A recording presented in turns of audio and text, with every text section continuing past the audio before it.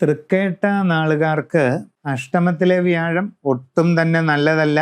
അതോടൊപ്പം 10-ൽ കേതുവുണ്ട്, 4-ാം ഭാവത്തിൽ രാഹുവുണ്ട്, 5-ൽ ശനിയുണ്ട്. ഇതൊന്നും തന്നെ കാര്യമായ ഗുണം ചെയ്യുന്നതല്ല. നിങ്ങളുടെ ജോലിയിൽ പല രീതിയിലുള്ള ബുദ്ധിമുട്ടുകൾ ഉണ്ടാകും. തൊഴിൽ ചെയ്യുന്ന സ്ഥലത്ത് പല പ്രയാസങ്ങൾക്ക് സാധ്യതയുണ്ട്. തൊഴിൽ മേഖലയുമായി ബന്ധപ്പെട്ട് നിങ്ങൾക്ക് പ്രതികൂലമായ സാഹചര്യങ്ങൾ ഉണ്ടാകാൻ സാധ്യതയുണ്ട്.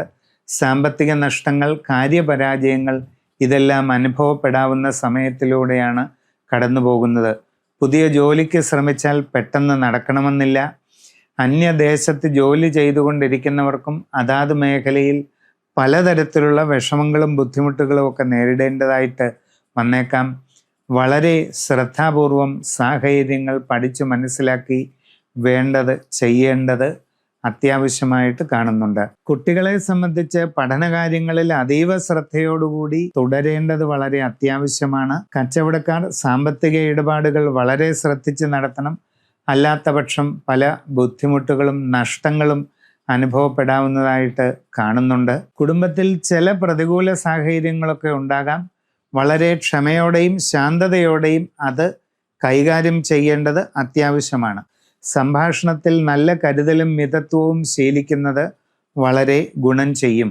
നിങ്ങളുടെ കുടുംബത്തിൽ കുടുംബ പരദേവതയുടേതായ ക്ഷേത്രങ്ങളോ കാവുകളോ ഉണ്ടെങ്കിൽ അവയുടെ ഇപ്പോഴുള്ള സ്ഥിതിവിശേഷം ശരിയായി പരിശോധിപ്പിച്ച് വേണ്ട പ്രതിവിധികൾ ചെയ്യുന്നത് നല്ലതാണ്.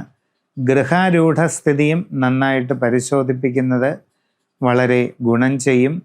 ഗൃഹസംബന്ധമായ എല്ലാ പ്രതികൂല സാഹചര്യങ്ങളും നീങ്ങി ഐശ്വര്യ സമൃദ്ധി ഉണ്ടാകുന്നതിന് മഹാസുദർശന കലശം പൂജ ചെയ്ത് സ്ഥാപിക്കുന്നത് ഗുണം ചെയ്യും. നിങ്ങളുടെ ജനന സമയത്തുള്ള ജാതകസ്ഥിതി വളരെ സമഗ്രമായി പരിശോധിപ്പിച്ച് ദശാകാലങ്ങൾ അറിഞ്ഞ് വേണ്ട പരിഹാരം ചെയ്യുന്നത് ഏറ്റവും നല്ലതാണ്.